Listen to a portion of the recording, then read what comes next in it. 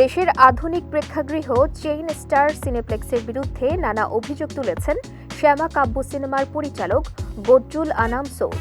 সিনেমাটি সিনেপ্লেক্সে মুক্তি পায় ৩ মে। ২ দিন না পেরোতেই ফেসবুকে স্ট্যাটাস দিয়ে সিনেমাটি নামিয়ে নিয়েছেন নির্মাতা। সিনেপ্লেক্সের ওয়েবসাইটে গিয়েও দেখা যায় শ্যামা কাব্য সিনেমাটির কোনো শো নেই শাখাগুলোতে। সিনেপ্লেক্স থেকে সিনেমা নামিয়ে নেয়ার ৩টি কারণ উল্লেখ করেছেন সৌদ।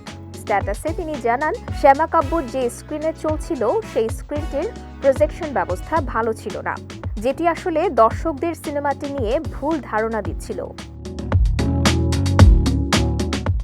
দ্বিতীয় কারণ হলো, সিনেমার বিরতি যেখানে দেওয়ার কথা ছিল সেখানে না দিয়ে হঠাৎ করে একটি দৃশ্যের মধ্যে বিরতি দিয়ে দেয়া হয়, যেটি করেছে সিনেপ্লেক্সের প্রজেকশনিস্ট। আর তৃতীয়টি হিসাবজনিত সমস্যা। শ্যামা কাব্য সিনেমার সংশ্লিষ্টরা দাবি করেছেন তারা প্রথম ও দ্বিতীয় দিনের টিকিট বিক্রির হিসাবের মধ্যে গড়মিল পেয়েছেন।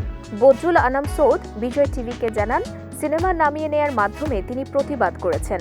অন্যদিকে সিনেপ্লেক্স কর্তৃপক্ষ জানিয়েছে, শ্যামা কাব্য সংশ্লিষ্টদের পক্ষ থেকেই সিনেমা নামিয়ে ফেলতে বলা হয়েছে। এই ফাঁকা জায়গায় প্রদর্শিত হচ্ছে কাজল রেখা।